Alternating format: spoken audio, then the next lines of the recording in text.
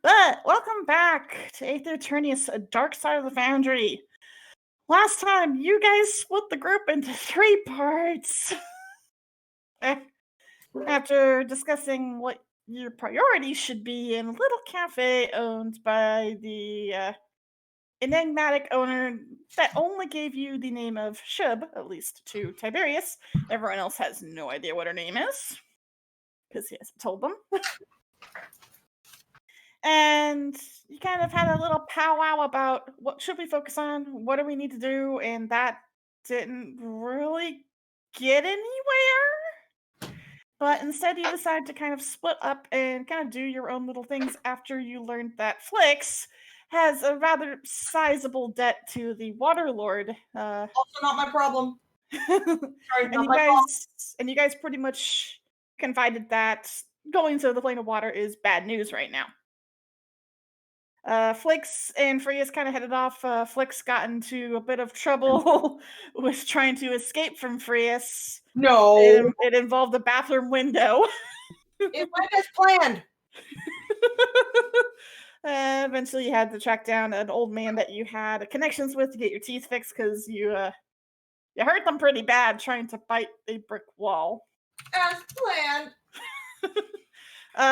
Tibbs went off to look in libraries for methods of which to leave the elemental planes and turned up with a shady ritual that may or may not work depending on if he has the right materials.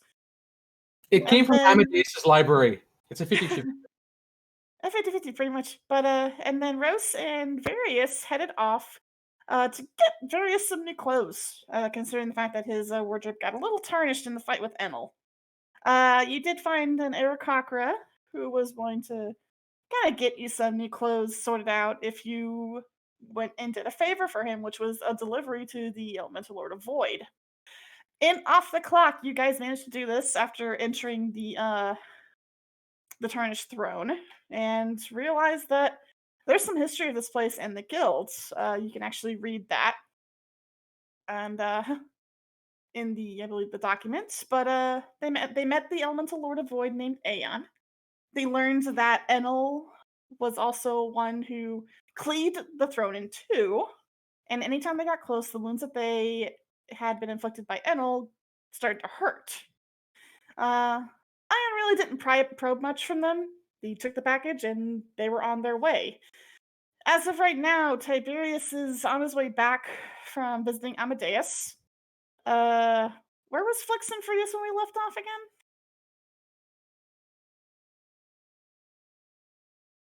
Give us a second, kids. I was also asking as if he remembers. Well,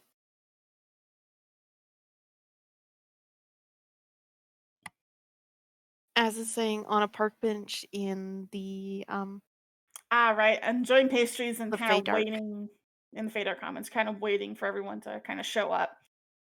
And which leaves us with Rose and Various, who were kind of just on their way, leaving Void.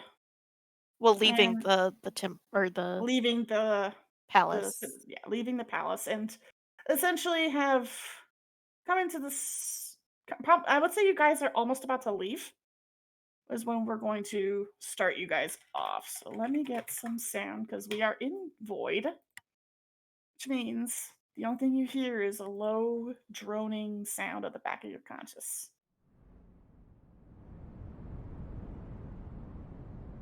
And that is where we leave off. You finally have essentially left the ever-winding spirals that the Palace of Void seems to kind of have. And you're finally out into what looks to be the forest that kind of surrounds the Citadel because, as I explained last time, the main city of Void is kind of like a planetary system of rings of the city with kind of pockets of civilization surrounded by forest, further pockets, forest, kind of in a surrounding ring that surrounds kind of the center, quote-unquote, sun, which is the Citadel. But you're currently kind of now in kind of this foresty area, looking out from the Citadel.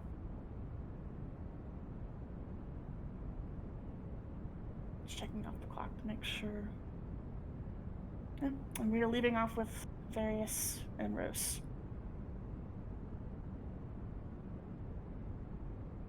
You've now left the Citadel of Void. Where do you plan to go from here?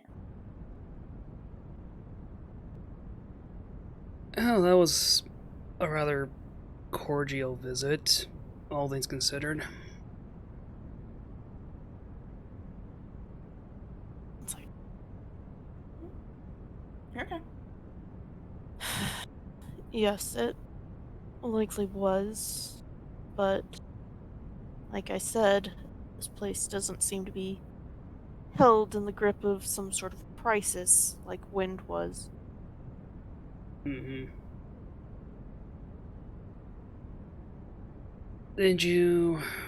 Weren't you talking about earlier about, I mean, I suppose we could head back over to the Foundry, but wasn't there something that you said you were interested in while we're still here?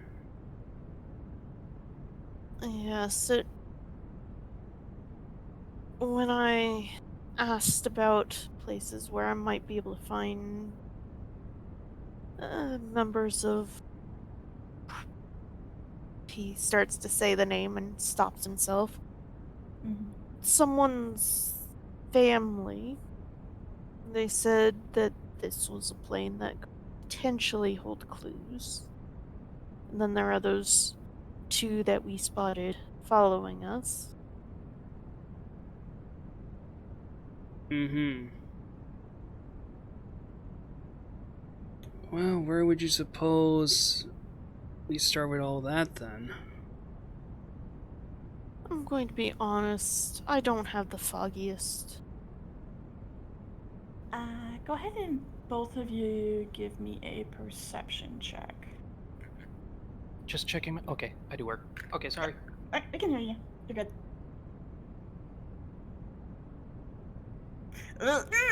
First nat one of the session. Woo! It's not me! Yay! It wasn't Tibbs. Various, you don't see jack crap. You just see trees, stars, more trees, lots of trees. There's a lot of trees here. Rose, at the mention of the two followers, you kind of will look up to kind of give a scan around the area, and for a few seconds, you kind of could swear that you could see two figures off in the distance, kind of behind some of the trees and some of the bushes, but you kind of look back again and don't see anything there. Oh, well, that thing you were saying about our new friends, I have a suspicion that we don't need to go far to find them. Hmm. What makes you say that? Let me just say that if they're that interested in us, they are not the most stealthiest. Let me just put it that way.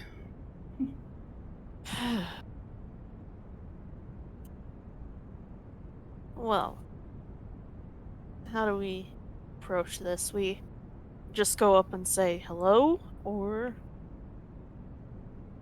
I think that would result in a very, very short visit. They did seem to, or at least I first was aware of, that we were going through the busier part of the rings here. Perhaps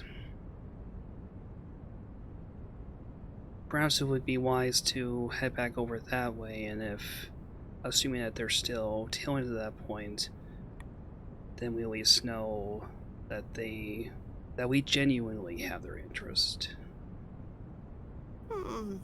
that sounds fair enough. Gives us another chance to at least take a look for some clothiers here. I know that we were somewhat told it wasn't likely, but you know, you never know. Yeah, it wouldn't hurt the look, that's for sure. And with that, Varus is going to start heading in that direction back towards the city, I'm guessing? Because I believe you guys took the train to get here, Mm. right? Yeah, we took the train at Void. Mm-hmm. So You're kind are of we making your way going? back. Sorry, go ahead, Jen. I was gonna say, are we going? Did roast mean this city or in Void, It or did he mean back in the? back in Void, because that's where Rose Okay. first noticed them following. Mm-hmm. All right. So And this city is huge, like considering the fact that it's in solar ring, like solar system rings. It's quite a large city. It's just separated into rings due to the trees. It's very bizarre. It's definitely not the way most people would design a city, but this is how they've done it. alrighty. So back to the city, looking for a clothier. Okay, let's see. Now, are you just going to be walking kind of through the forest and into the next kind of ring of the city? I would think at least Rose's intention would be to retrace their steps. Okay. So it doesn't take a whole lot of time to kind of go through the forest. There's nothing really impeding you. And you kind of get into the next ring of the city, and there's a lot of tall spires, a lot of very impossible structure. There's some buildings that are completely like separated from each other, but they're still floating, and you can still see things going between them every now and then. It's almost as if this is a place where things shouldn't exist but exist. That is kind of the nature of Void itself, but at the same time, there feels to be just this clinging darkness to everything. And one thing you start to notice as you're spending more time here is that it's cold. It's not warm, it's not neutral, it is cold here. Well, I'm fuzzy and he's fire, so we're good. This is cold that even you guys feel. It's not a cold that's felt on the outside of your skin, but how do I explain it? It's, you know, the feeling of when you're still bundled up but you still feel like you're shivering? It's So that like feeling. fever chills. Yes.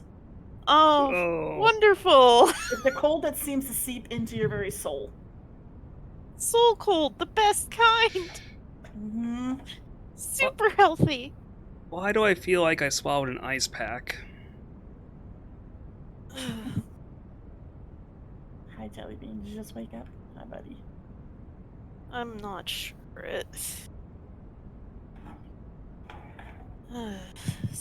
this place doesn't feel right.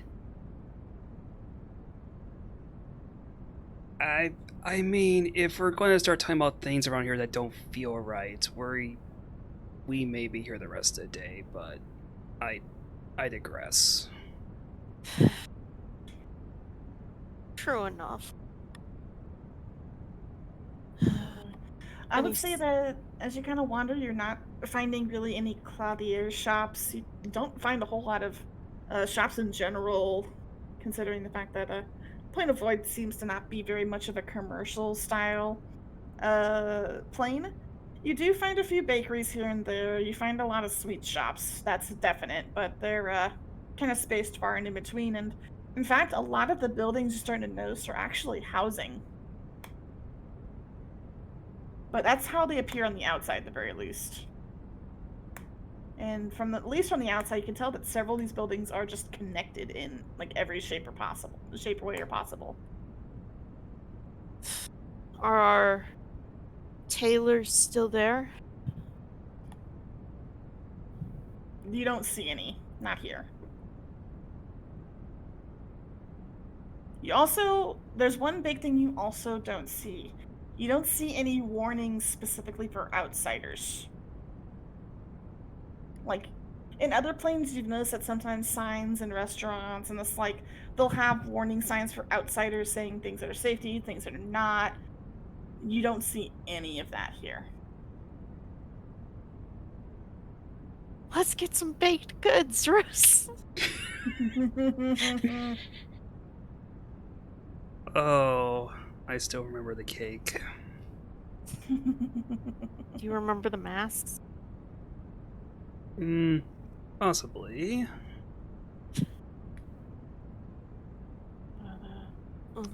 What? And while they're trying to find shops, Rose is also going to kind of try to also look to their peripheral vision to see if there's anything odd following. What's your passive perception? That is 13. I'm just gonna roll a random 1d20. Let's see what they do. Yeah, you don't see jack shit. You don't see anything. Aside from, the only thing you really kind of see is the occasional odd look that many of the voids kind of give you in passing. Most of these odd looks are definitely aimed at Various for the most part. But but you don't see really anything that might describe the two figures that had been watching you previously. Totally not regretting that snide remark about them sucking at stealth. So I have a cat who is trying to attack my hand. I guess maybe we lost them, or they lost interest. Possibly. Well, I suppose we should start heading back towards the Foundry and let the person know the errand is done and see if we can find one that suits. Please stop. Sorry. No worries. That suits your taste. Right. And just maybe we'll get back in time before anyone else causes trouble. What? But yeah, I would say you definitely don't find tailor shops at all. You don't find armories. Occasionally you might find someone that might deal with like weaponry or old art relics and stuff like that, but nothing clothing related.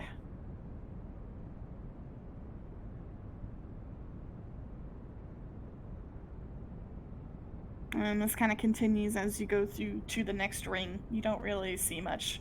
In fact, the next ring seems to be more of a like travel district. So this is where the train station is.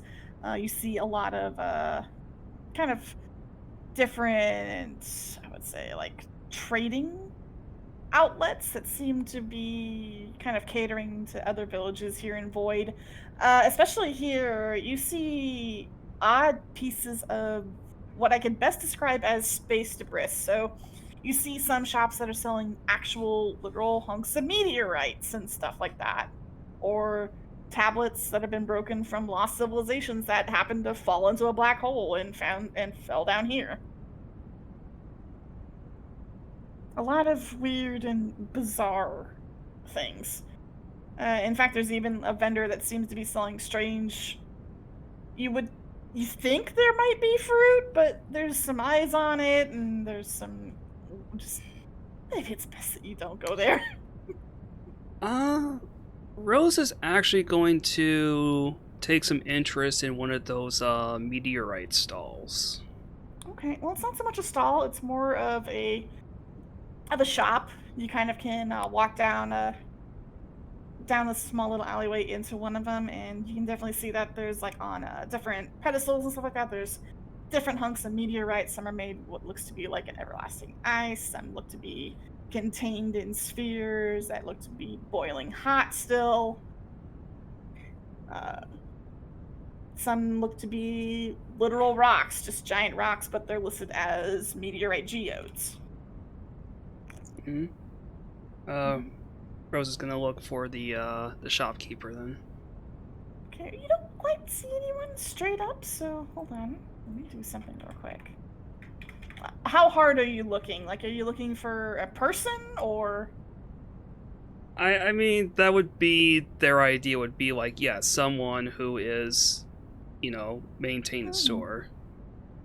But at the very least, you try to look for a humanoid-ish figure, because that's kind of what you're used to at this point, considering you're from Fire.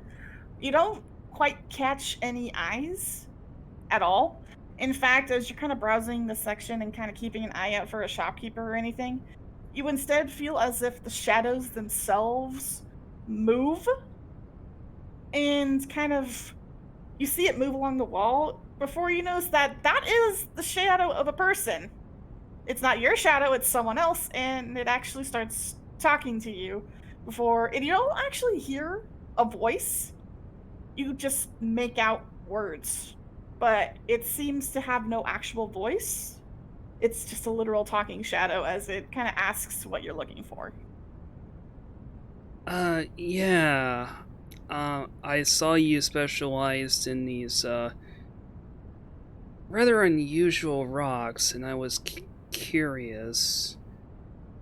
Do these types of stones tend to be used for any kind of, like, smithing or magic working, anything like that?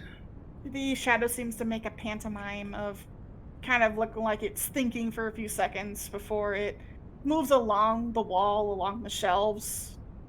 And you can kind of hear in your head the description of depends on the material you're looking for and in what state of mass. Um, yes, I suppose in that case, if you have any sort of material, if you have something that could be used as, I don't know, some kind of ore for a piece of weapon or armor, is that something that's technically feasible? And what kind of properties would it install? The shadow seems to be thinking for a few seconds, and they seem to pause before going over to another part of the store.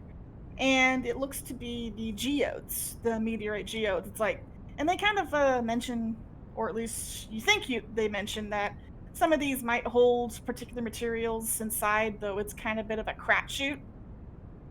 You might get something good, you might not, but that's up to you to find out how to crack it. That's not their job. They just sell the things that fall. Yes, the meteorite shell game. They do seem to mention that you might have better luck in Earth. But apparently they've been having issues with their mines lately, so it might be a little harder to get Oh, your hands on some ore.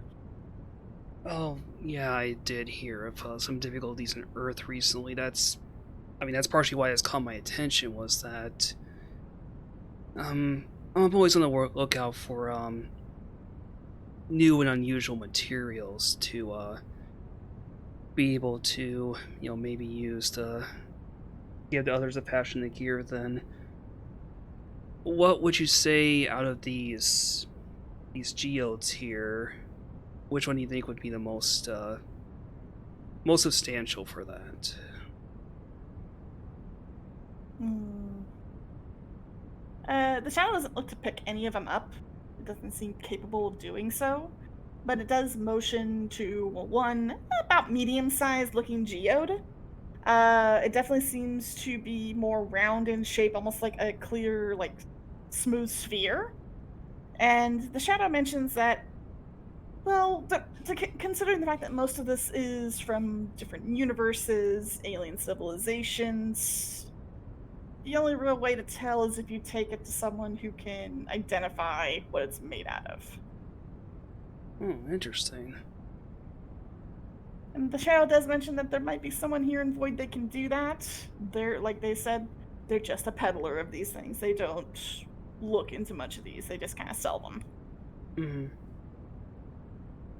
Well, I suppose in that case, I would be interested in taking that geode off your hands then. And the shadow kind of looks over you. It's like, perhaps do you have anything to trade? Rose will look over through their belongings and will pull out we'll pull out the ring of spell storing then. Ooh. The shadow definitely seems, at least they seem to be interested in that. Would this be fair enough for you? You actually see from the shadow, a shadowy blob kind of forms out of the wall and forms into a hand and it holds its hand out. That's affirmative enough, and we'll put the ring in the hand. Mhm. And the ring kind of sinks into the shadowy hands. It closes and is pulled into the wall. And you can now see the shadow of the ring with the shadow on the wall. And it's very bizarre looking, just in general, and they seem to be looking it over before giving a nod and motions to them for Rose to just pick a meteorite. And there's a few. There's one, like I said, the detailed, like kind of a very alien smooth sphere. There's some that are a bit more lumpy, some that are larger, some that are smaller, some that are already cracked open and showing like glimmering gems or veins of alien ore that you can't really identify. Alright. I guess in that case, Rose would just take whichever one looks like it has the most amount of material to it, because, you know, when you're like smithing stuff, it's good to have stuff to work with. You know, take one that's open or one that's closed. I would say one that is open. Okay, so you have, I would say, let me do a random. So you have a total of 3 geodes that look to be open and on display. One has these big red crystalline shards kind of jetting out from the inside of it. They're kind of blood red in color.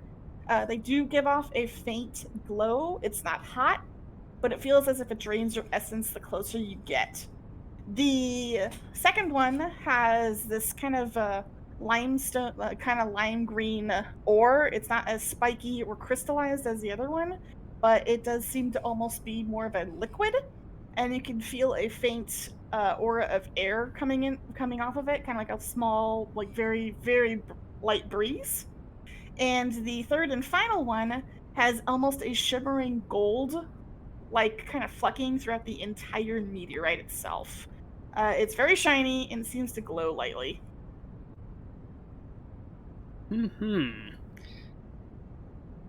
I would say Rose would take the third one, the shiny gold one. Okay, so go ahead and add, what is it called? I call it, I'm just gonna say add a meteorite to your inventory and list it as gives a strange angelic gold glow. Okay. So it's a meteorite full of an angelic type of ore. For a second there, I thought you were describing Tiberius' smile. I wouldn't use those words for his smile. Just saying. Rose will then thank the shadow and head back out to where Varys is. Okay. And you can swear you hear a slight thank you in the back of your head, but at least you get an idea of what what's trying to say. Varys stands up a bit straighter as Rose comes out. Rose, still holding the open geode in their hands. Alright, well, if anyone asks, came to Void, and all we got was a space rock. Okay. And as you kind of look over the geode a bit more, the closer you put it to your head, like to your ear and stuff like that, you can swear you hear a faint chiming coming from it. I think this rock may also double as a musical box. Do you have some plans for it? Well, if we can find someone that can, refine this material, possibly. Though I suspect that'll probably be more in Earth's department.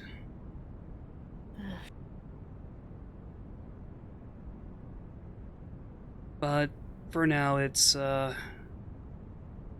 just call it a project on the back burner for now. Kitty, please stop.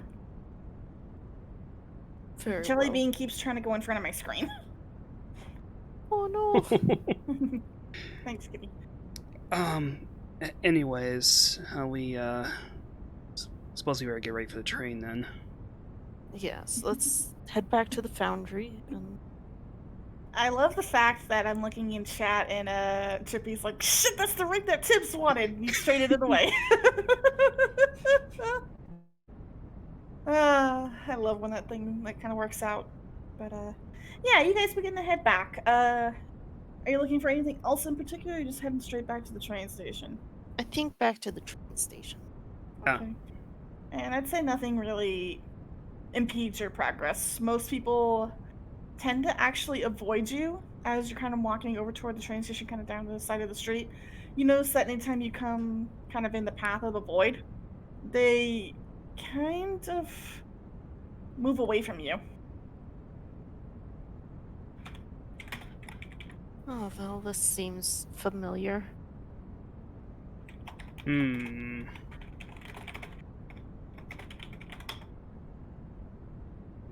But as you begin to approach the train station, you notice that there's actually two figures kind of waiting outside of it. These figures, at least from what you've come to realize, are the two that have been following you.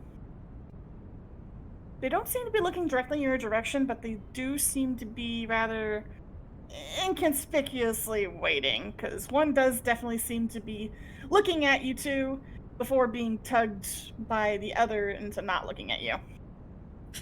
Do we both see this? Yes, they are out in the open. Well, I guess they didn't get tired of following us. Or maybe they did. And just. Hmm. How much longer until the train arrives? It's not there in the station, so you have no idea. From what your knowledge of the train, Rose, there really is no schedule. It just kind of shows up whenever it feels like.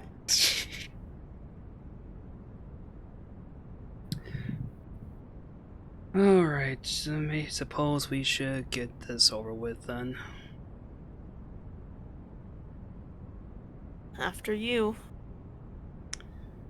Rose is going to nonchalantly put their hands in the pockets of their blazer and not directly looking, but it's going to start wandering in the direction of where the two were sighted. Okay. And as you both approach, the darker colored one definitely notices your approach and kind of seems to wait and watch very carefully. There's a very, how I would put it, analytical gaze, I would say, Jen, Yes. to them. As if they're kind of looking at your every motion, every move, and trying to determine your motives. While the other definitely seems to be more a case of seeing that you're approaching them, is actually getting them really excited. And as you get closer, you can definitely hear them kind of hyperactively jabbering on, kind of quietly, to the other, and almost bouncing on the balls of their feet. They definitely seem to offset one another. One of them is very bright with golden colors, a lot of white, a lot of tans. The other one is much more muted in darker blues and blacks, but they seem to have a very general, similar theme, that being their masks seem to be bird-shaped, and a lot of their clothing in general looks to be almost robe-like in a way, in some ways, and almost avian. But they definitely notice that you're both approaching. You do notice that the other one, the darker colored one, isn't talking. They're more weaving magic into words that you can actually see being written in the air to the brightly colored one. Mm-hmm. Rose is going to remove their hands from their pockets and just hold both hands in the air. We come in peace. You get, I would say you probably get a bit of a deadpan look from the darker colored one.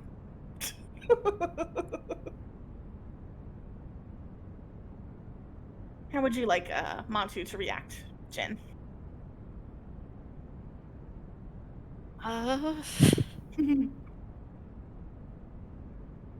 Well, as you'd probably expect, he's definitely practically jumping up and down at this point, and keeps looking over at the other one as if looking for the go ahead to start talking. And the darker one definitely kind of gives that motion with the hand, like, go ahead.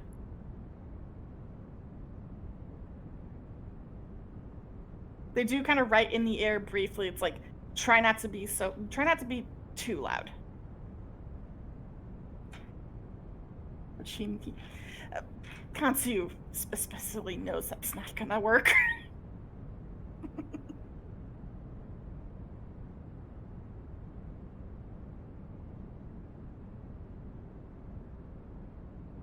Rose is still looking over both of them. After a moment, we'll start to point a finger and just will kind of point finger left and right between the two of them, like almost like cartoons, so like roop, roop, roop, roop, roop. I'm sensing a theme here. The quieter one, as you've noticed, kind of tilts their head at you before looking to write in the air. It's like, we're made in pairs, and there's a connection between the two of us, so it's not too outlandish. Mm-hmm. So, care to explain what makes And us... now, as you're starting to speak, you hear this voice kind of pipe up right in front of you, Rose, as the golden and white one suddenly just starts rambling on tons of questions right in front of you, and it's in chat. It's like, hi, you're here in peace? Doesn't mean you're friendly? Can we talk? What are you doing here? What'd you do in the fortress? Did you see the Void Lord? And he's just going on and on. Rose's hair will come the closest it ever will to, like, standing on end as they get surprised.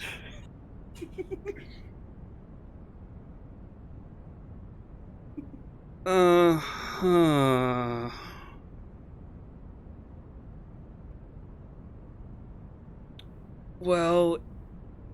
alright, for step one, we've already established that we mean no harm. And there's, as you say that, at the moment you finish that sentence, they ask 3 more questions, and it's in chat. It's like, do you know why there's wild magic? Did they ask for help? What's in the box? Oh no. What's in the box?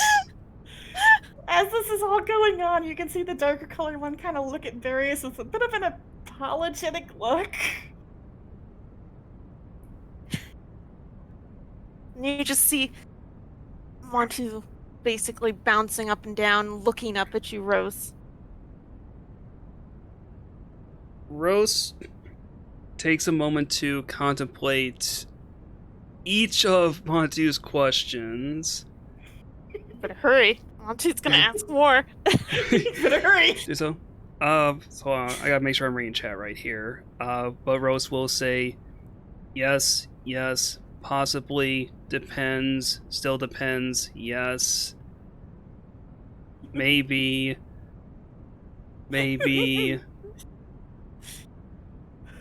And I'm not sure what they mean by in the box. I legit don't remember. It was a cloak for Aeon, a new cloak from the tailor. Oh, the delivery. Yeah. Yeah, we'll mention new duds. You see their mouth underneath the mask, because it's more of a half mask than a full face mask. You'll see their mouth go into an oh or ooh. And you kind of finally see the dark colored one kind of walk up and gently set a hand on Montu's shoulder before you see them once again writing in the air. They don't seem to actually talk. You actually see their voice in writing with magical, almost like they're using their magic to weave words in front of you that you can read. And they simply say, apologies. They get very excited when they meet new people. But he does look at various... Zenith has told us about you. Well, at least I know I was right in my guess. Glances up to Rose. Hmm. And once again, they'll begin writing. It's like, is it true that you hold the soul of one of our own inside of a ring? And now it's Rose's turn to look at Various. Ooh. That's right, Various hasn't told everyone else. Well, they know about Pride, but I don't think they know the circumstances.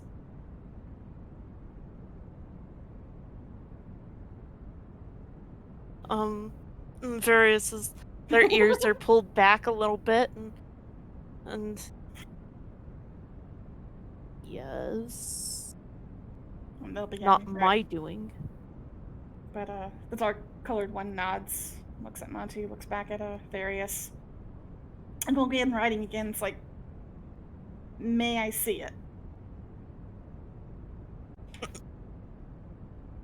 Various is gonna probably do an insight check on that. Sure. I know, he doesn't. Yeah. He has no clue. You know exactly why Kansu would want to look at it. Considering their knowledge and the like. Various glances up to Rose.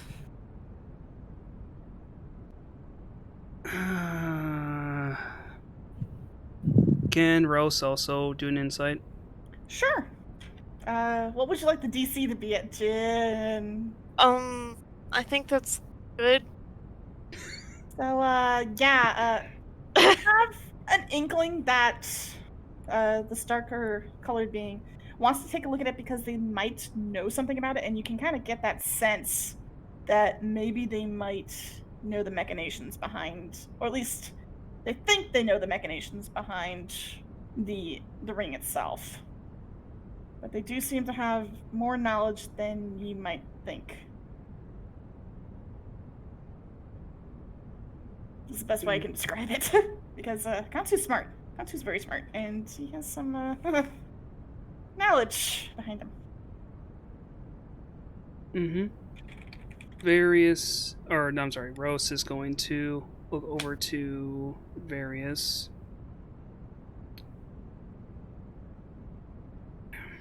Yeah, just go ahead.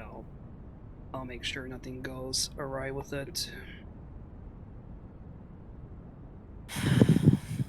Various slowly pulls off the ring and sort of hesitantly hands it over. And you can see the darker figure briefly right in the air and say, by the way, my name is Kansu. This is my brother, Montu. Before gently taking the ring, almost cradling it in a way before very meticulously kind of beginning to look it over. You'll also probably see Montu like trying to look over his shoulder and hopping back and forth as he does so. You see him basically practically dancing on his toes as he's I want to look. I want to look. What's going on? And in a brief moment, you'd see Kansu begin to light up various points of the ring, almost like he's touching various points of it, and you see little blips of light almost before they expand into almost a constellation around the ring, and they seem to look a little taken aback, like, oh, before quickly dismissing the magic around the ring and looking a little worried. But this is the first time you've seen something actually happen with the ring, Darius. Other than in negative land where it manifested, but Kansu looks visibly both disturbed, also confused, but at the same time determined before they look at you. And then they begin to kind of write in the air, a little smaller this time, as if they're trying to whisper to you. It's like, I know this spell. And they've done some work on it, it seems. I had attempted to look into the barrier and the holdings that this ring has. It's familiar, but it seems that they've done some changes to it that's prevented me from looking into it further. I dismissed my spell before it set off its protocols, its safety measures. So what Amadeus was talking about. Amadeus, you've met the scholar. That was one of the second people we went to. Mhm. He glances up to Rose as if for clarification. If he couldn't do it, then. Mm-hmm. Yeah, Amadeus had a similar reaction to their attempts to investigate the ring. And Katsu will gently hand the ring back to Darius. I might. He begins writing and seems to pause for a few seconds as the words dissipate. Might have potential lead. You see Various perk up, and he's very carefully putting the ring back on. Then they kind of steeple their hands together, looking a little concerned. It's like, there is one stipulation about it, however, as they write.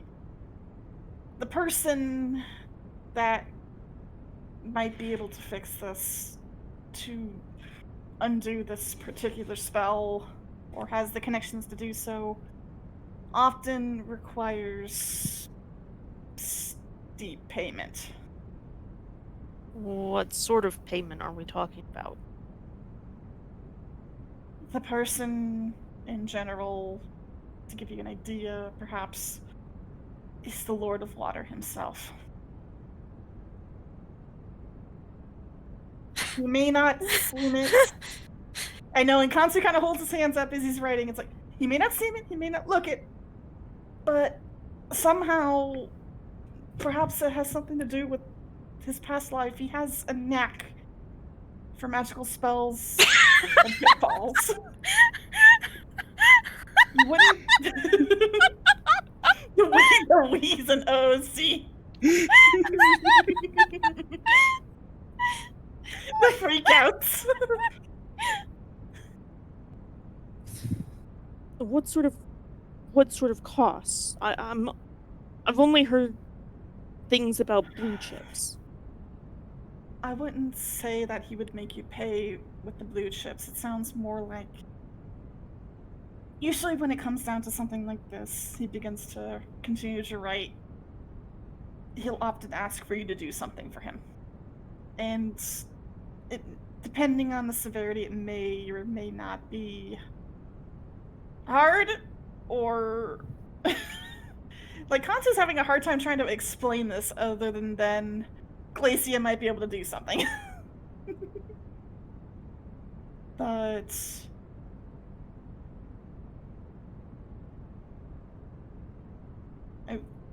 I would say that is honestly your best bet. I had a feeling that that might have been the case, but Kansu frowns. It's like, I wanted to try for myself as well. I'm familiar with these sorts of spells, and they kind of look down a little dejectedly.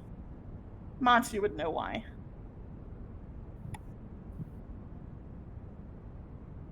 And Jin would know why, considering the character's history.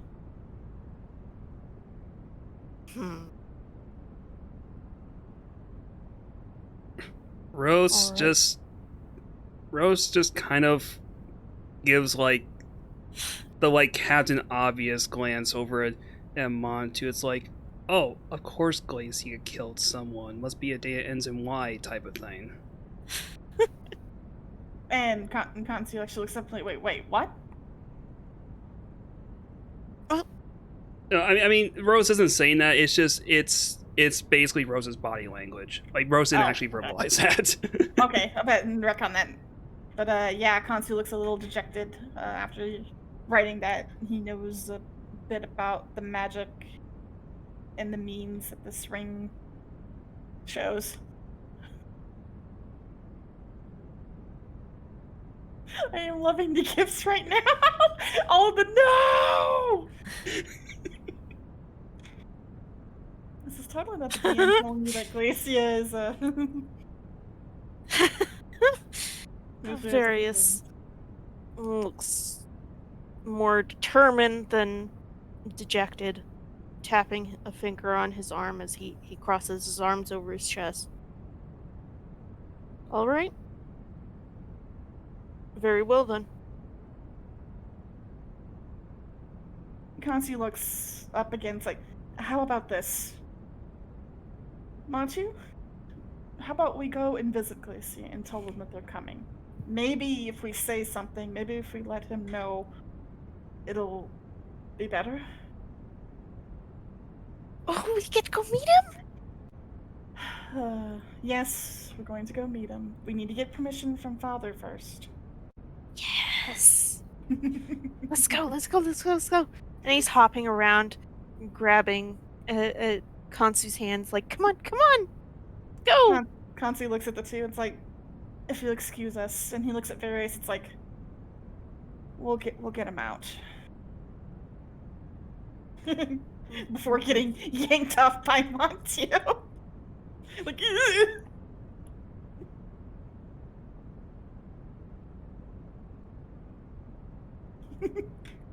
so you're kind of watching this bouncy little white and gold burb pulling along a much darker colored burb. Rose, once the other two are outside, cranes their head towards Various. That happened. Yeah. That did happen. I guess for the time being, they're on our side then. For the time being. Then again, they've seemed more reasonable than most we've run across so far. And on Leonard's side. True.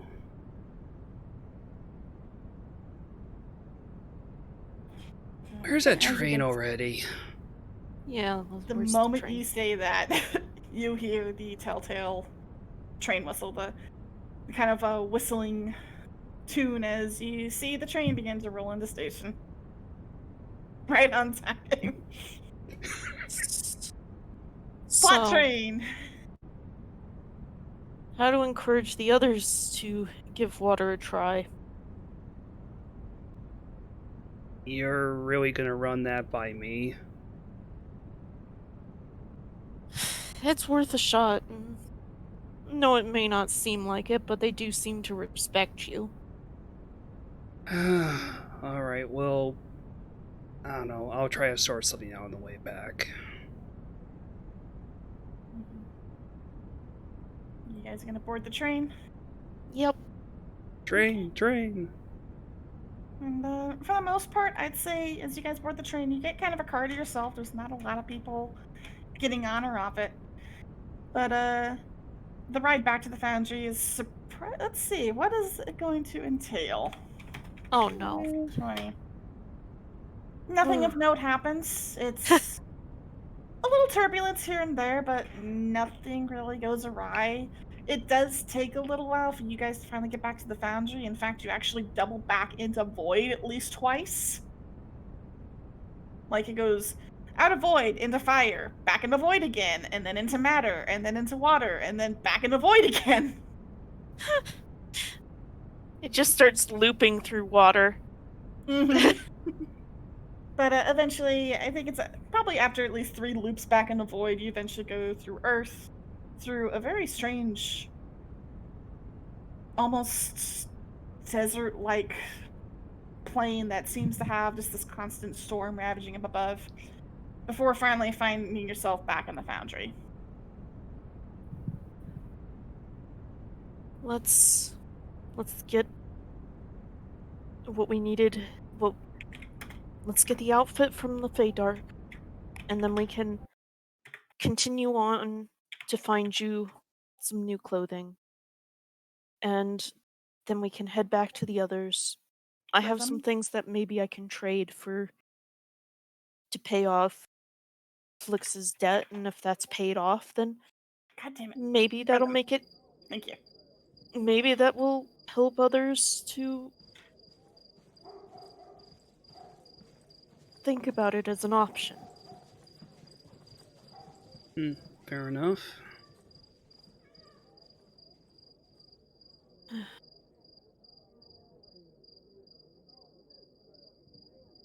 Sorry, I was getting the music back on and Rhythm was giving me lip. No. Yeah, Oh, it takes a little bit, but you guys are finally back in the Foundry. Is there any place in particular you would like to go? I think the first intention is going to be back to get Various' outfit. and Okay. keeping an eye out for anything that looks like it would suit Rose's taste. Okay. Considering that you're leaving the train station, you probably see a few outsider-based shops, but not quite to Rose's taste, I definitely would say. I mean, Rose has a very eccentric taste, after all. But, as you kind of make your way back down into the Fadar Commons, you take a route that's not through Void, so you don't really need a guide. I would say you probably take the fire route, which is a route you've taken before, and it has, of course, been cleaned and scrubbed of your first encounter down here. Yay! But as you guys begin to make your way back down into the Fadar Commons, you pass by a park where you do catch a glimpse of Flix and Freus, who seem to just be kind of sitting on a park bench, enjoying literal pastries.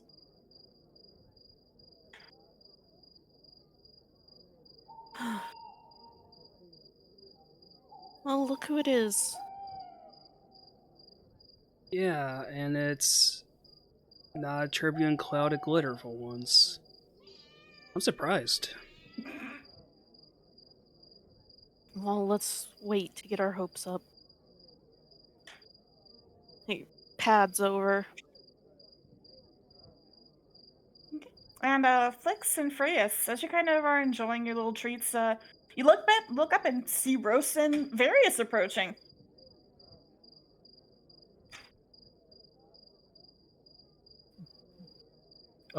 Phrase will finish. Oh, geez, why am I echoing so loud? I'm sorry. I don't really hear much. Oh, that It's might not just fine. be me. It's just true. Freya will finish up what she was saying and then look up and just give them a big wave, and it's like, oh, some of them are back. And also, Flix, you're not in the call. Oh, yeah, you're not.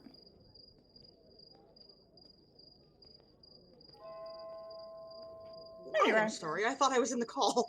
You're fine. But yeah. Hi. I just looked in chat and I'm like, oh crap, they're not in there either. That's fine. But yeah. Well, there's one bunny. Ah, yes, one bunny. So where's the troublesome bunny? Good question. That's what I asked them. They. Where's the troublemaker? We haven't seen Tiberius. And you guys complain about leaving me alone?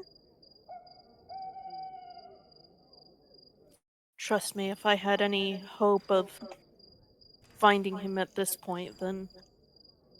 Have you seen him? No. Well, Getting thrown out of places.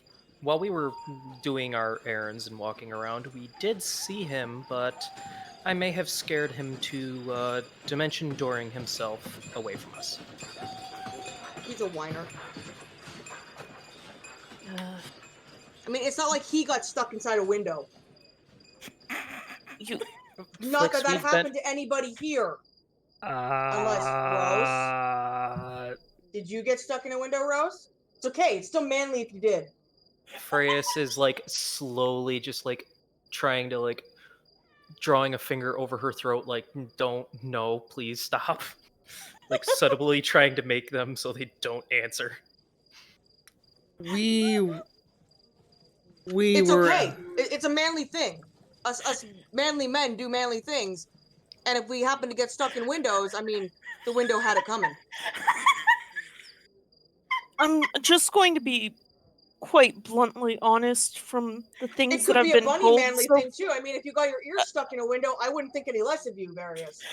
I'm just saying, if that were to happen and an extremity of you got stuck in a window, possibly a posterior or hips or arm and wing, if you had wings per se, hypothetically, of course, I'm using hyperbole. you got stuck in a window, didn't you? It was smaller than it looked, okay? And then Goes she's back going to munching on tap his his. pastry, sadly. She goes and rubs his back and is like, "It's okay. You showed it. What for?" Damn Skippy. So, we ran an errand. We're going back to a shop to pick something up. We ran into some people. Okay. We're going to work on clearing your debt, Flix. Oh, I was gonna do that too. I was going to the underground casinos. That's not a good way to clear your debt. Yes, it is. It's the only way. That's what the gangsters told me. The more No. money you gamble, the easier the debt comes to clear. That's Or the exactly what bigger Lord the debt Glacy himself told me, becomes. and he would never lie. It's against his code of gambling. Flix, have you heard of the term risk assessment? No. I'm not surprised. I've heard that I'm a risk, but I've never been assessed. Except for that one time in the Feydark with those 3 people. I might have actually been being mugged. Furious Huh. just goes into the Danish, just as slow as humanly possible. Just that slow, methodical. No. the pastry equivalent of putting your foot in your mouth. Hey, just wait till I'm talking to Glacia again. That'll go over well.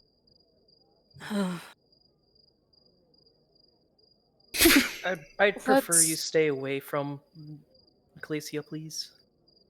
I At have least to until talk the to him. debt I'm is the only one paid. that knows him. You guys don't know him. You don't have an in. After we pay off If your debt. I don't talk to him, who will? After we pay I off your will. Various? He doesn't talk to people. He talks to Belula. Ooh.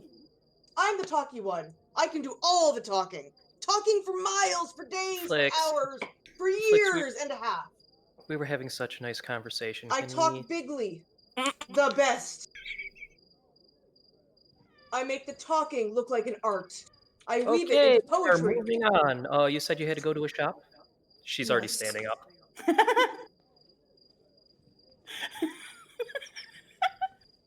Just picturing Flix is having this huge monologue while Furious is like, yeah, let's talk about what Furious is talking about, and he's just rambling in the Yeah. background. Let's be fair, that's exactly what's happening and you know it. Yes, and we sort of need to look. We need to search for someone who can offer Rosa some new clothes as well. Oh my god, I've got a guy. Oh no! I grab Rose's arm and run to the armorer. I'm so sorry, Rose. Yeet. I have the best person. Do you guys chase after Flix Dragon Rose? Freya's is France- already walking after them and is just like kind of like waving Various to come after. She's given up today. I'll catch up with you. I'm just going to go pick up my thing, and I will follow after. Mm-hmm. Okay, we'll be around. Please don't get lost. We already lost one bun. Don't worry. And he hoofs it off, and he's probably going to off-screen pick up his thing, and that way you don't have to worry about the party split. And his is very simple. He can literally show up and his outfit will be ready for him. Yeah. Yeah, it's gonna be No really, windows really involved. simple. Yeah, literally no shenanigans involved. Shenanigans, however, is happening with Flix as he is literally dragging Gross down the street, eventually to a rather open-aired kind of building, but it's not really a building. In fact, the entire building is one large forge. And outside of it, surprisingly, is a gnome who is working said forge. Now, here's the important thing. Is it a D&D gnome, or is it a Pathfinder? It's neither. It's Oh. something. How can I explain it? I would say it's definitely a gnome. Like, you could tell in its stature, it's very short, very gnomish-like features, but it doesn't seem to be doing a lot with, like, technology or anything. In fact, it seems to be very apt at weaving magic to make the tools do what he normally couldn't. Like, he's dressed in a blacksmith apron, he's got, like, a welding mask on, but instead of using his hands, he's using magic on kind of like mallets and tongs that have runes on them. And they're moving by themselves. And, like, putting stuff in the fire, pouring ores in the, into molds and stuff like that. And he is just hard at work.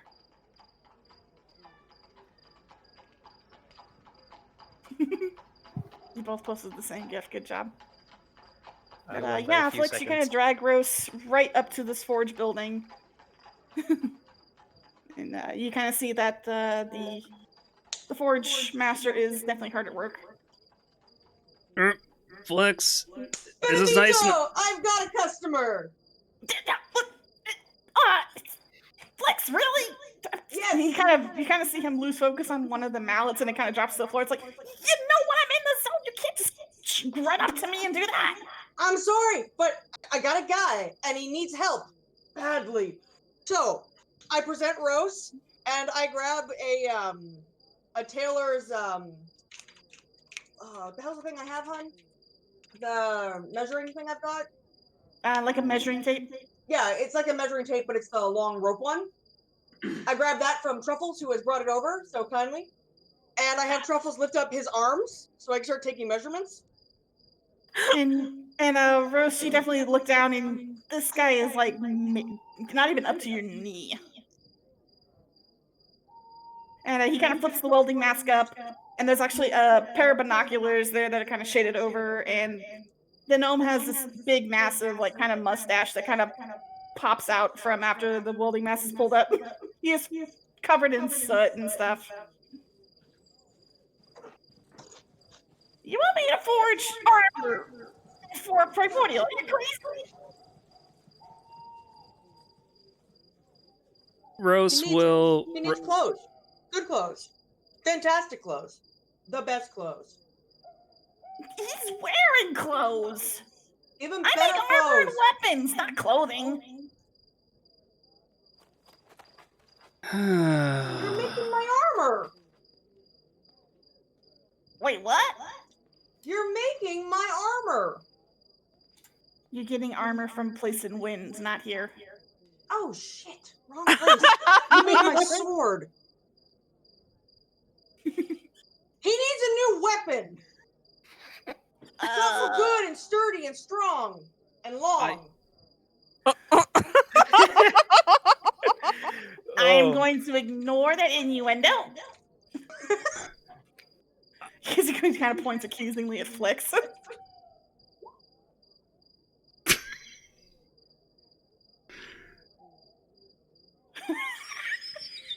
After Rose has taken enough time to compose themselves,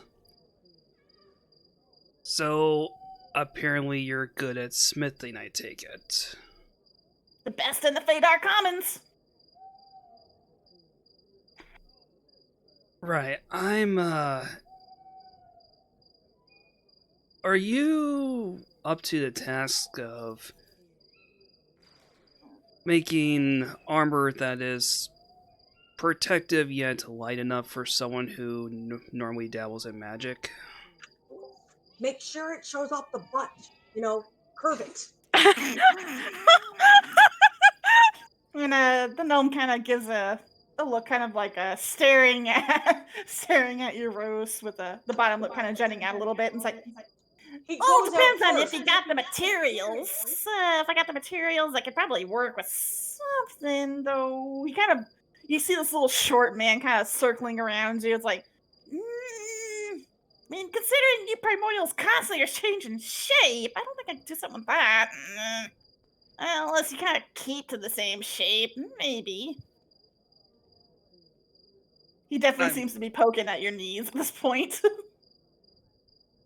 I mean, basically, any equipment I have would just essentially fuse to me. It's like I could make this look like something else if I wanted to.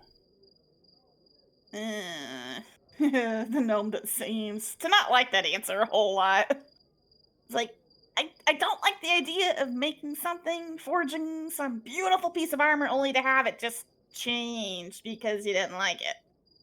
Kind of defeats the whole purpose of forging. Yeah, don't be so fickle, Rose. Jeez, this guy is an artist. Buttering me up won't do jack shit for you there. Oh, it did last time. I've learned, and I'm not drunk this time. We can fix that. Okay, look, I'm not discrediting your skills at all, okay? Because they're the best In the Fadark Commons. in the Fadark Commons. Because sadly, it's I'm not as good as the Smiths out on Earth, and they won't teach me. Hey, we don't talk about Earth. Earth doesn't matter right now. We've been through this. Matters to me. He kind of gives a pouty No, lip. Benevito, it's fine. It's fine. Take a deep breath. Let it I out. am calm. What are you telling me to take a breath for? Because your mustache is curling. Always Unbecoming of a curls. gnome such as your stature. My mustache is always curled. What are you Yeah, but talking about? now it's got split ends because you're getting angry and heated. It's because I work a forge all day. No, Oh, body all that's father. anger split ends. I know, I've had them. It's not pretty. I'm gonna go Wait. get some mustache oil. Look, are we gonna get down to business or what? Depends. Alright, you said you're asking if I have materials. Well, Rose is Yes. going to dig out and is going to pull out. Let's see, they still have. They're going to pull out the. Actually, Freyas will pull out some of the random armor plates she had back when she first joined. Oh. She And what are these had armor plates made of? melted armor plates from slimes, and they were unequipable. You didn't really give anything. Ah, okay. No, I'd say that's probably just plain flat iron then. Yeah, it's still material. Rose will, in addition, will pull out the hunk of mithril ore and the meteorite geode. Okay. The gnome is kind of put everything onto a table and kind of line them up. First, the kind of slime battered scraps, then the mithril ore, which he does get to look over with a kind of a ooh. And then he gets to the meteorite, which he has to use magic to lift because it's bigger than him.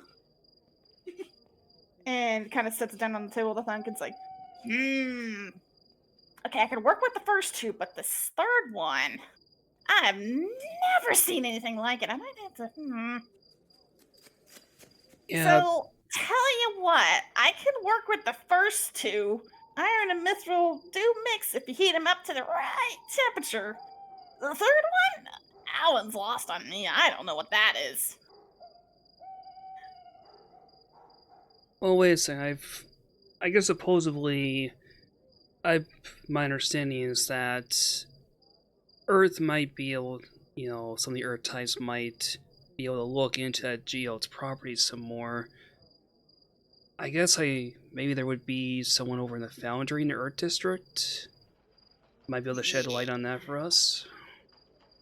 I ain't talking to no earthsmiths. They won't talk to me at all. Damn, keeping their secrets. I mean, I could go talk to them for you.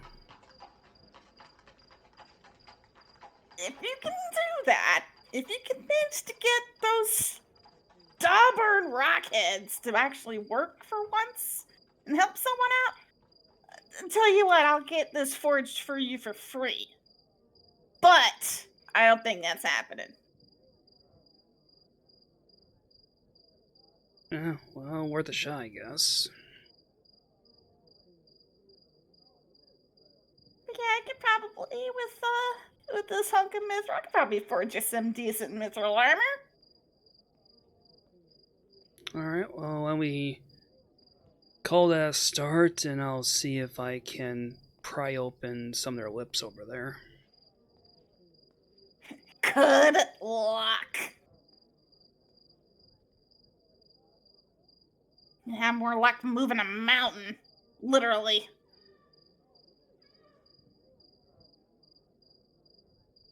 Alright. Aw, darn it. I was hoping I had a different kit. I would have held up a crowbar. Challenge accepted.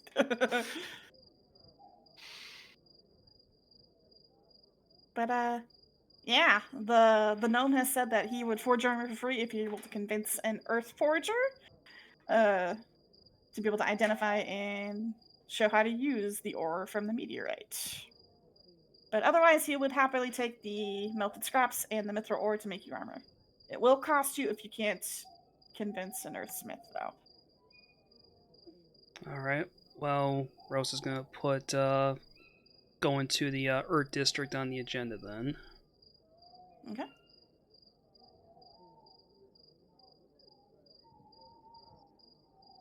Alright, What is wait. various Flix and Frias doing during this exchange? Phrase is just looking around the shop. Nothing special. Mm-hmm.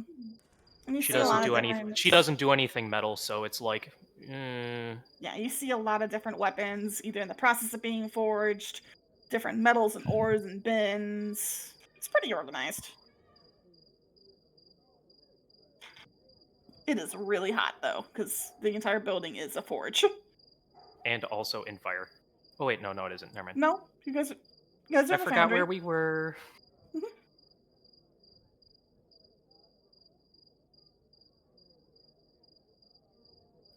Various is probably making his way towards them. Mm-hmm. And he's got I would say his outfit's in a nice box, kind of like a similar box to what you delivered the cloak to Aeon in. So he's got his new outfit's in a nice wrapped up box. No issues. The moment he walked in and reported that it was delivered, the Aircocker handed you over a nice little tiny box that had your outfit inside of it. He did have you try it on first to make sure everything fit, and everything fit nice and perfectly. A little loose in some areas to allow for movement, but yeah, looks good. Yay! And you kind of see them in front of this forge-like building. This little tiny gnome talking smack to people who are much, much taller than him. Freya's wishing she was in a different shop. And he wants Furious, you're actually taller than someone, because yeah, this guy's shorter than you by a long shot. Rose will look back over to the others. I need to swing by the Earth District while we're here. What is that funny gif? What the heck? Is this what Tiberius is doing?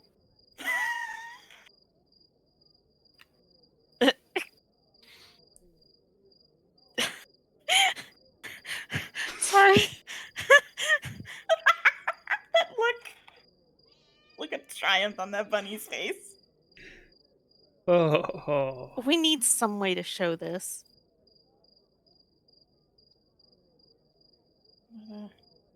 Can you drag and drop into OBS?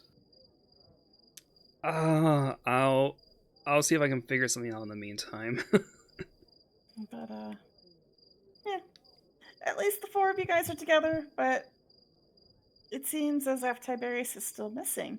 Tiberius, you were returning from Wind. You are now in the Foundry. What's the plan of action? Wait at Leonard's castle. They're eventually to come back here anyhow. They always do. He's just gonna wait around. Yeah, pretty much. At this point, Where would he like to wait? Is the question. he's waiting right at the entrance of the castle. I believe there was some kind of bridge overlooking volcanoes or magma flows. Oh, you went straight back to the plane of fire. Oh yeah. So you're literally just standing in front of the obsidian citadel. Yep. On the bridge. Yep. Oh, They're gonna come back to Leonard's. They always do. okay. What are the rest of you gonna do? Rose wants to go to the Earth District. Freya's just wants to make sure everyone stays together this time. She's done enough running around and babysitting. Dungeon mom's become wine mom.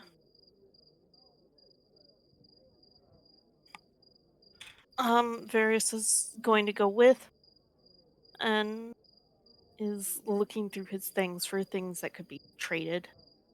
Okay. So you guys are kind of just doing that as Rose leads the way? Yep. Mm-hmm. Okay. And Rose, you kind of lead them back up top. You kind of move through the districts until you reach Earth. And the cultural shift as you enter Earth's district is quite severe compared to the rest of the Foundry. Like, for the most part, the rest of the Foundry keeps to a simple minimalistic theme with just hints of the element dictating the district. Here it's gone completely south. Like, we're talking wood buildings that look like actual saloons. Buildings that one might literally see in a Western. Like, even the ground itself is not the stone that you're used to in the Foundry. There's actual dirt here.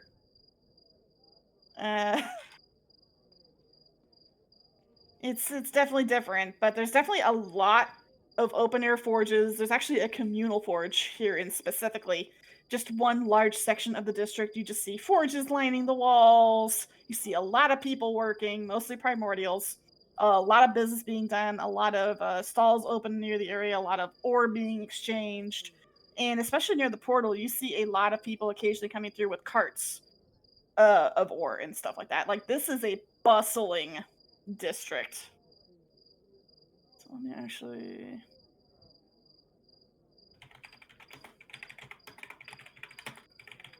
find a new sound for this. Boo! I might not be there, but the Get to work. Someone pushes you off that bridge.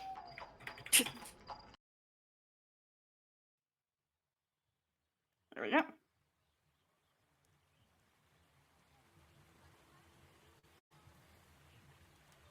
It is actually quite active here. Like, you're even seeing carts being pulled by large dragon-like creatures as well.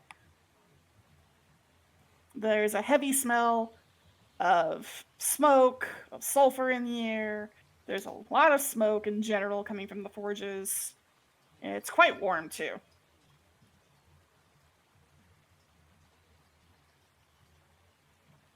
Alright, Rose is going to look for something that would look like a smithy then. There is literally a huge communal forge in this district. Oh, that's easy enough then. Mm-hmm.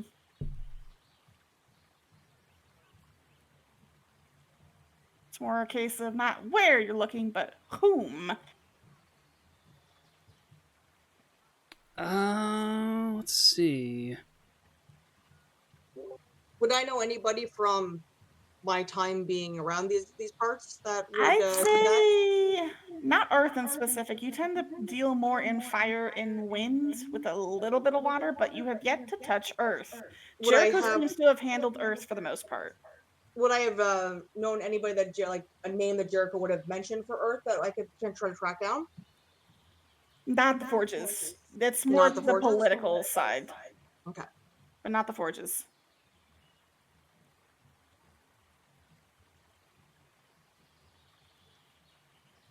Since it's a communal forge, Rose is probably going to look for someone, whoever there looks like they're like the hardest working, I guess. I mean, that's a pretty umbrella term. They all seem to be working on their own. Um, Tell me what. Give me a random 1d20. It'll Mm-hmm. determine the skill of the forger you find. Okay. So, as you're kind of going, kind of browsing just all the forges, all the people at them, you come across a rather large figure that almost looks like a cow. Uh, they kind of have a droopy-eyed expression, but they definitely seem to be working on what looks to be a shield. They're at a grindstone at the moment, kind of working the edges of the shield into more of a curve to where it's not going to, say, hurt the wielder. But they seem pretty. They seem large, but amazingly, surprisingly dexterous with their hands as they're working this shield into a smoother finish. They're quite large. They're easily bigger than you, like pretty big. Like you kind Rose, of see this massive finger kind Mhm. of hunched over this grindstone. That's a rather fine piece you're working on there. And you kind of see the Bane kind of slowly look up and look a little baffled for a second before saying, "Oh, why, thank you. It's a little bit of a hobby of mine, but I enjoy it nonetheless." Hmm. I was I was curious if maybe you could help me shed light on something. I hear that many like yourself know your way around stones. Well, I wouldn't be much of an Earth primordial if I didn't. I went on a little bit of a shopping spree recently. I have some free time on my hands, and I found a rather unusual specimen when I was going through Void recently. And they seem to perk up a little bit at this. It's like, well, I don't might often see much from Void. They tend to keep a lot of their spacely treasures to themselves. Would you like to? God, I don't know why I'm so tempted to break into Bub's voice right now. I don't know. I know. I was waiting for him. Like he's going to do it. He's going to do it. It's going to happen. For the watchers, Bub is another character of his who has a very striking accent and way of speaking. Also, yes, Chin, this is the Earth Cow. Earth cow! She has a voice. Yee! How would you like to? How would you like to see one of those space treasures? You kind of see her slow the grindstone down, but so no one by chance goes around and gets their hand stuck and gets it torn off. And we'll Oh. kind of set the shield to a bench to the side and it's like, I would like to see that, yes. Rose, Have we got a deal for you? No. Knock him up. Rose will very carefully take the geode out and show it to them. Mm-hmm. And they kind It's of foreign. lean. It's beautiful. It's from Void. They kind of lean forward and kind of seem to analyze it with their eyes at the very least. At the very least. But they then also seem to raise one of their ears up as they kind of listen to it and seem to nod for a few seconds and kind of holds a large hand out. It's like, may I see it a little closer, please? I won't take it from you. I just want a closer look. Fair, and we'll slide closer. And they'll take it. It's actually surprisingly fits in their large hands. But they kind of put it up to their ear, continue to listen, squint a little bit before nodding, before bringing it back up to their eye level. And then hands it back to Rose. It's like, well, that seems like a chunk of astral ore. It tends to break off whenever, say, a heaven or the like tends to fall apart. It happens when a universe collapses sometimes. Pretty hard to find, but they make nice weapons. If you can get your hands on it. Oh, Think of it like this. If, say, some sort of astral plane falls apart because its universe dies. It happens a lot. All the chunks tend to be absorbed into black holes and fall through into our world. It tends to happen with a lot of universal debris. See, you mentioned that this tends to be used in weapon making. What about armor? It's quite brittle if it's pounded too thin. That's what she said. God damn it! I'm sorry. It was a character. I have to. Does Flick say this out loud? Yes. Oh my god, yeah, the Earth Cow kind of looks perplexed at your outburst before looking back to Rose. The sword tends to be easy to break if it's flattened too much, I'm afraid, so it's not great for armor plating. Mm-hmm.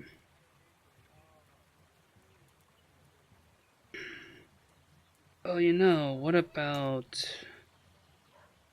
Okay, I mean, you say it's too brittle to use perhaps for a full suit. What if Mhm. about for something a little bit smaller, like a shield perhaps? Or a Mm, codpiece. I'd say you'd still be pushing the limits of it, really, unless it was folded properly, but even then you wouldn't really see much use of the ore itself from armor. A lot of astral ore's tendencies tend to come from when it touches something, Mm-hmm. especially if it's, Flix is say, about to say something. Somebody please stop him. is no one stopping him? Various gently I'll kick him in the damn shins already! we'll gently smack him. On the rump? No. Where else would they reach? That's why I'm like, Various is tall enough to slap him to the back of the head. No. I don't think Belua could, but Belua's Yeah, not there. but Flix is only 5 feet tall. I mean, he's rabbits tiny. have mad Flix is fucking hops. small. Yes, the buns are like 3 feet. Yeah, But they he have- he they might have kick mad his lower hops. back. Flux. Yes. No. Come on, the stuff writes itself. No. Oh. as I'm gonna I pull would out one of say. my pastries and stuff it in my mouth, sadly. But what I'm talking about is more a case of when something's smelted with astral ore touches, say, a being of darkness, it tends to, well, cut easier, I think is the phrase they say. But it's definitely it let's just how do I phrase this? She seems perplexed, trying to think. It's like beings of darkness are repelled by astral ore, so you can kind of get an idea of what it would do in a weapon. But armor, it doesn't quite have the same effect. Mm-hmm. No, that's quite understandable. Hmm. Would, in that case, would the properties of this be able smelted into a weapon that already exists? Or already forged, if you would? It would be possible. It's not too difficult. Need just a little bit of reforging. Mm-hmm. I'm no good with weapons myself. I'm more of a shieldsmith, but I can point you to someone I do know. Yeah, and in that case, I would be interested in knowing. There's a smith inside of Earth, right past the portal, though, that's quite good in weapons. He also tends to specialize in enchanting them, too, if you're lucky. Mm. That's actually really good to know there. You guys would remember the smith from the Pathfinder campaign. Yay. Yeah. I do. Sad. Gosh, it seems like I don't remember don't. anything from that game. That's all Easton Jin. But yeah, that's actually rather good to know there. Oh, say, you said you did mention at least that you specialize in shields. Mhm. Perhaps I could, since you did offer advice, maybe convince you to take one of your fine wares off your hands while I'm here. I have a few. It really depends on the material you're looking for. The one I was just working on is made with a metal that I was able to sneak away before the mines closed off. It's called adamantine.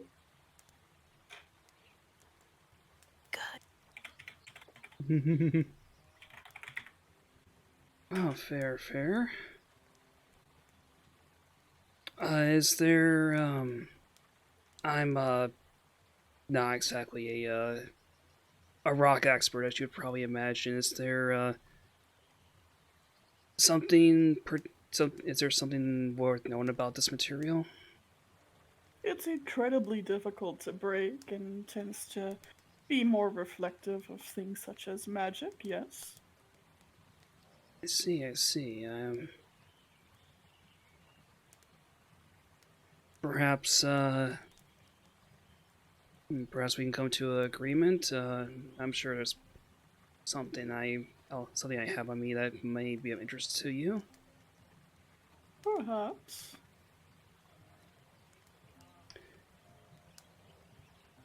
The question is, Rose, what do you have on you? Looking through here. Hopefully close.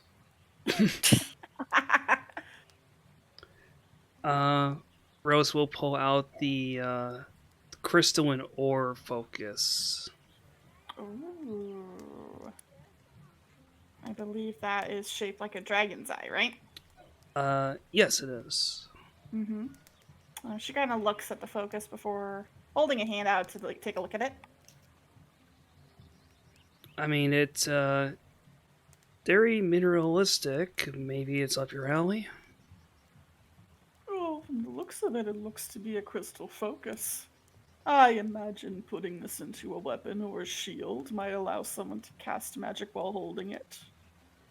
To both double as a focus and a weapon. It's actually quite nice. Are you sure you want to get rid of something like this? That's Oh, you did mention. Well, since you do mention that, give me a moment here. You seem to have a lot of items that you don't quite know the purpose of. Bit of a hoarder? Just a lot going on right now. Uh, in that case, let me see here.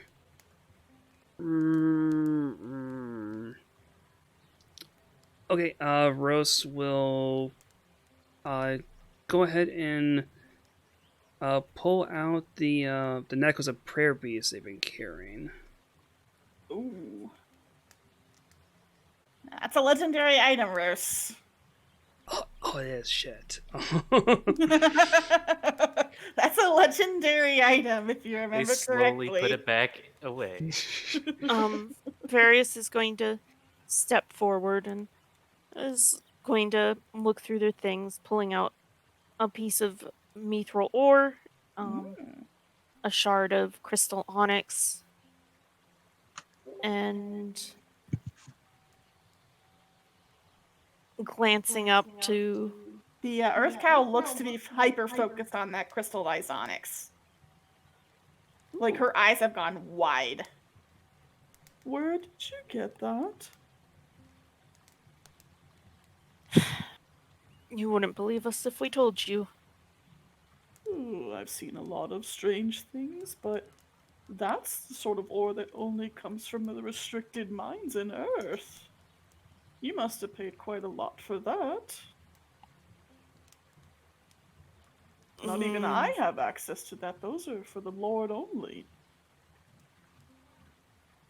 To be honest, we. Oh, I remember where we got it. To be honest, we were attacked by some slimes and fire. And this was some of what was inside of them. Oh, that makes sense. Those tend to vacuum up everything that they come across. It's only a shard, but with enough tinkering, it might be able to go well into someone's weapon. Won't make a full onyx weapon, but it might imbue some properties into one. Though minor they would be. Would it be enough to pay for Rose's? I'd say definitely yes. It's not very often that you see crystallized onyx. Then consider it a deal. Okay.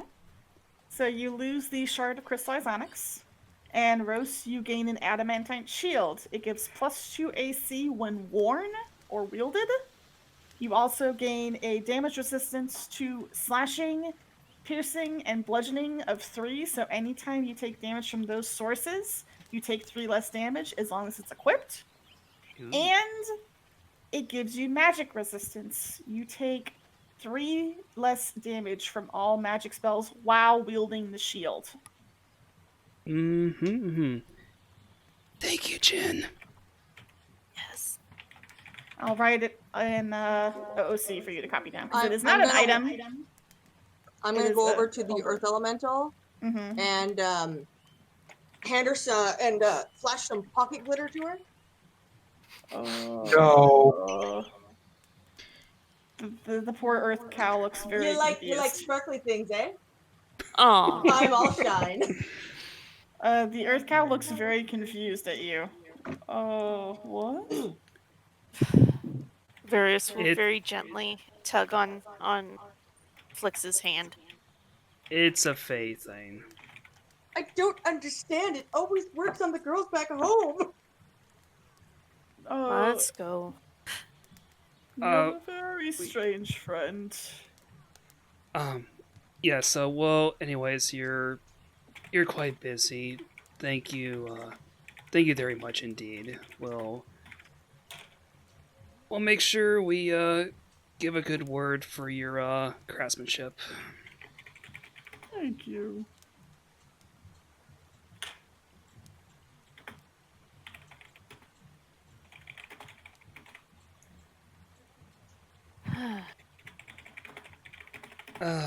Well, I think this will do the trick for now. And it's a nice looking shield. I'd say it almost looks like a smooth silvery shield, but in the light it has a slight green shine to it. Mm-hmm. I know it's not exactly a new outfit, but it might keep you alive longer, I mean that's figuratively. that's the important part, isn't it? I'm sure once. Oh, gee, my guy's in wind. I can Yeah, take your his guy's foot in to my wind. armor. Yeah, it should be done by now. Yeah, let's go. I grab Rose's hand and run again. Ah! Yeah. Flix! He's been oh, why can't I have this kind of energy? Now, just to reiterate, what type of armor was it again, Allie? His is scale Okay, scale mails, because Yeah, it's scale mail. do something. because it's what he can go up to now that he's at College of Swords. Because it's not just going to be regular scale mail. I just need to look up the item real quick. Okay, cool. But you drug in Rose with you to the plane of wind, because that's where it was. Dang, Skippy, I gotta get him dressed up. Now he's got a new shield. He's gotta look the part. And I gotta figure out why my game is not working on all these freaking elementals. Doesn't make any damn sense. I mean, when I'm back home, all the ladies, even the men's are after me. What is going on? Primordials have no Freya sex keeps drive. that to there herself. Flix doesn't realize that primordials have like 0 sex drive. Yes, and it's confusing him. He's like, my game isn't that bad. I haven't been gone that long. What is going on? He's like, I'm losing my charm. No! Yes, he's Magnusing it right now. Freya's is literally just grinning at all the violent attempts. She knows what's going on, and she's just like, "Nope, this is fun." Yeah, she's like, I'm going to enjoy this. He doesn't understand it, but I'm going to enjoy the hell out of it. Ah, yes, personal hell. I will sit back and watch. I'm just picturing Flix trying to put on this like sexy L'Oreal commercial style like flirting, and meanwhile it just cuts to the primordial and all you hear is AOL dial-up sounds. And they're like, I don't understand. Does he just want prettier hair? I heard that wheeze. Yes, I heard that wheeze. Oh no. I can see it too. Just the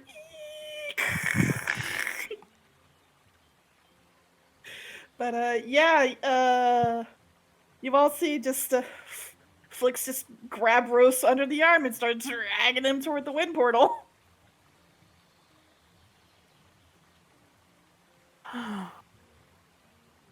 So, Frias, Yes? I need to eventually get to water. Hopefully sooner rather than later. We're going to need to work on Flix's debt. Yes, unfortunately, whatever he was planning, he instantly spent within the next 30 minutes. The best I can do is I have some magical gloves, 2 diamonds, and, well, I still don't trust that nice little chained up deck of cards, but it's definitely an option to show something. There was the cursed item shop. Much as I don't trust this, maybe be willing to make a trade.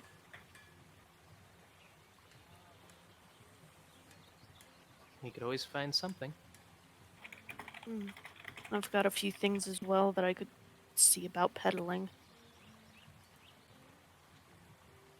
As they're just slowly trailing after Rose and What's Rose doing? Is this being dragged? Does he fight back? Oh, he's got to know better by now. Does he Flix, want glitter in every crevice? Every crevice. Flix, your admiration is, well... Don't worry, you are going to look spectacular. My guy knows everything. Truffles is behind Roast with the friggin' measuring tape again, being like, getting those measurements down. Where is it writing the measurements? It's a magic flying pig, Jim. This is true. Magic paper. He's a pigadin, okay? I would feel various. I would feel a lot more extravagant if my arm wasn't being wrenched out of what used to be my socket. Yeah, but you can reform it. That's what the gnome said. Don't worry about it. Now suck it up, put on your beautiful face, and smile. Various. Wind elemental, they like things breezy and to go with the flow. With this water. No, they like it breezy. They like it breezy and to somewhat go with the flow. So look pretty and smile. You don't want to make me look bad. We're not going to get that discount. But yeah, Flix manages to drag you right through the wind portal, right into the markets, and right over to the smithy, which is headed by the little pig wind primordial, who kind of perks up as you enter, Flix, as you enter. It's like, oh, we were wondering when you were going to get here. I am so sorry it's taken forever, but I brought a new customer. And we have something for you, as the pig kind of flies over the counter over to a cabinet and opens it up like with kind of has like a drape over it, like a wind knitted drape, and on the other side is a gorgeous set of scale mail. Excuse me for a minute. Like it almost glimmers in the light itself. Oh, this is. Oh, you've outdone yourself. This is amazing. We actually did. My friend kind of admittedly dropped a little bit of dragon oil into the mix itself, so it's a little stronger than it looks. Oh, this is perfect. So your scale mail is actually going to be +2. Damn! Now nothing's going to get through me. So you get scale mail +2. Perfect. Thank y'all. Now, Also, so thanks to we've the taken his face measurements, and I give the paper that Truffles has been writing everything down on. We need something that is durable yet fashionable. He does tend to go up close and personal with whatever we're dealing with 90% of the time. So, we need something that will protect his, form as I make like hand motions. All of this. And this little wind primordial pig kind of looks up at you. They kind of look like the good luck pigs. You see it in Chinese mythology. Kind of has that little gold tinge, but it's clearly a wind primordial from all the swirls and stuff around it.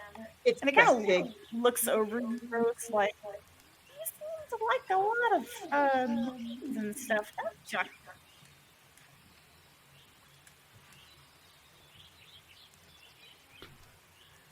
Rose is still recovering from the trip.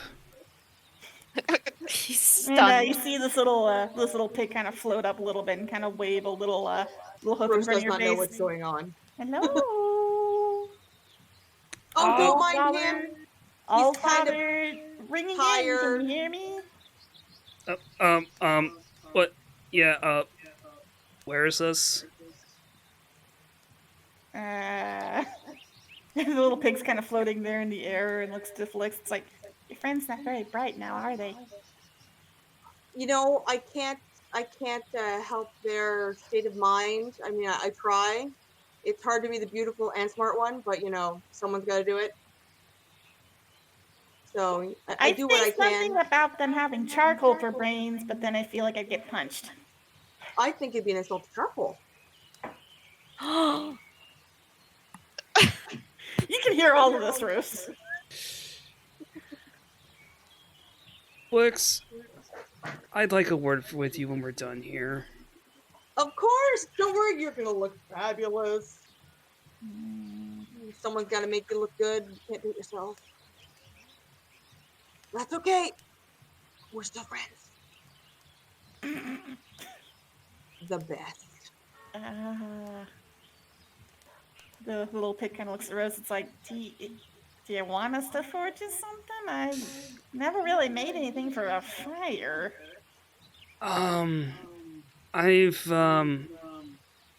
That's very courteous of you. I've actually been vetting some other offers recently, and I think I have enough on my plate for the time being. But thank you, anyways.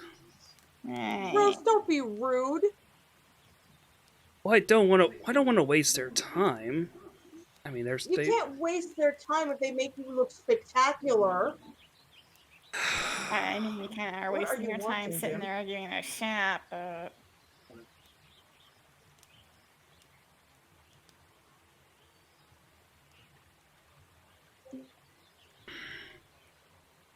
mean, it's up to you, but the work is just, justice. So good. So good.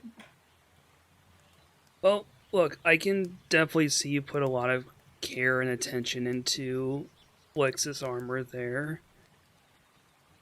So I'm Lex sure. is hugging the scale mail dummy.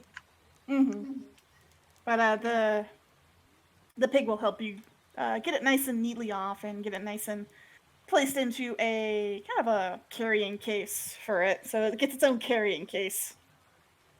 They're quite proud of this.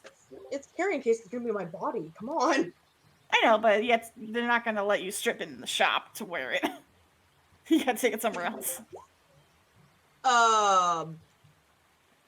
One leg is half out of pants. So he's like literally taking the beats off and putting it on. Yes. Okay.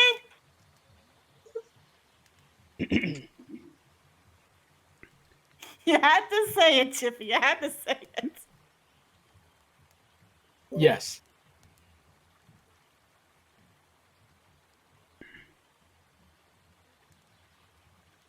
Anyways, no offense, Matt, but I'm a little shopped out at the moment. You'll have to excuse my friend's enthusiasm here. That's putting it lightly. The pig kind of whispers Oh to my you. god, he called us. He called Flick's friend. This is the best day ever. I just imagine like his eyes have gone complete stars. I want to see this as a scene. Just Rose trying to be subtle with a flying pig, and Flick's I'm being just- like, This is Flick right now. This is Flick's right now. Accurate.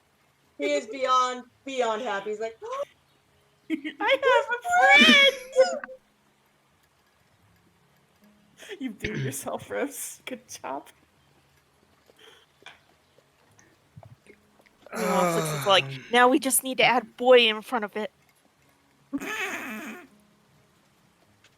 hey, I'm working on it. Just wait. Just wait. Don't worry. We're getting there. I ship it. Everybody will ship it by the end. Nobody, stop adding Especially fuel. Rose. Never.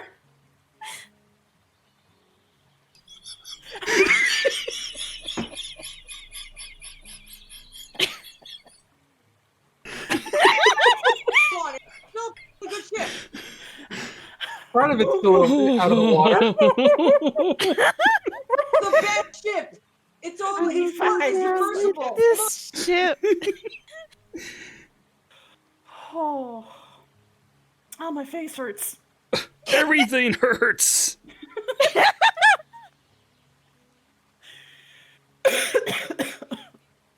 But yeah.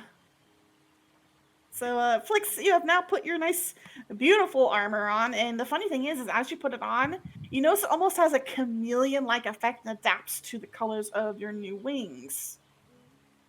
Oh, that's some good armor. I'm going to strut suggestively in front of Rose now. Rose, you feel nothing. Rose has never been Don't more thankful to feel understand. nothing. It always worked. I even got side-eye from Jericho's husband once. Anyways. He might have been confused.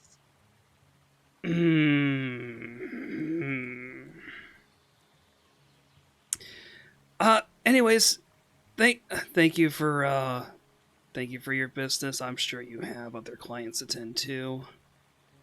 And with that, Rose will this time be the one to grab Flix's arm and drag him out. Bye. Bye. Oh my god, we're almost holding hands.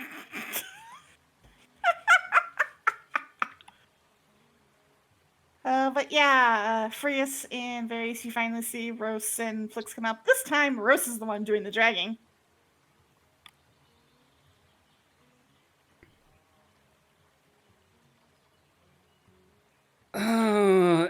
Anyways, what do we have on the agenda that's constructive? I look at Varys and whisper, bring it down. I need to go to the water district, see if I can do some things. The rest of you should potentially go back to fire, unless you also have some things that we might be able to use to erase Flix's debt. I'm good with fire. Just instantly, I'm good with fire.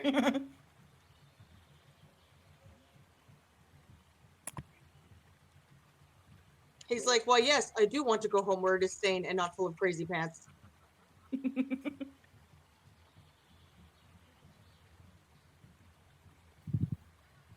Oh gosh, so much information overload. I can't think. No, Tibbs, bad. Are you going home yet? You almost there? Oh no. Are we there yet? Are we there yet? So you guys heading now to fire? Yes. Okay, and I various. gotta show off my new duds to Leonard. He's gonna be so jelly. So, various. Are you going with them to fire by chance, or are you going your own way? He's going to go to the water district to see if he can sell some of his things Okay. to get blue So, chips. while everyone else heads back to the fire, Well, back to the Freya's would point. actually join because she Okay. has some stuff she wants to pawn too. Okay. So, as Rose and Flix begin to head back to fire, we will focus on Various and Freya's after our break. It has been 2 I'm hours. sorry, Tibbs. You've No, been stuck fine. quiet this entire game. I You know sure. what? It's been a really calming session. Yeah, Wow. Really? I figured the audience needed a break from him. So, No. well, we've turned at the 15-minute mark. So, I can't believe it's already been 2 hours. What the fuck? That's what happens when Flix gets going. There's Yeah. happy Flies kind of by. chaos, But I and did then there's I Flick. well, because the thing is I did silently roll for Flix's armor, and yeah, you got +2 scale mail. Noise. It does have a secondary effect, but we won't see that until combat. Nice. Okay. Cool. I just wanted new armor that had AC The on it. chameleon effect was your clue. Yeah, that Oh my chameleon. god! I can go invisible or become even more glittery. I'm just gonna become a giant disco ball and blind the villains by making myself so glittery that they won't be able to see. Actually, if you want to know, it gives you a +5 to stealth. Oh no, it hides the glitter. Oh my 'Cause god! it now has a glitter chameleon in effect. people's eyes. Yes, it glitter bombs people's face. But yeah, go ahead and take a 15-minute break, guys.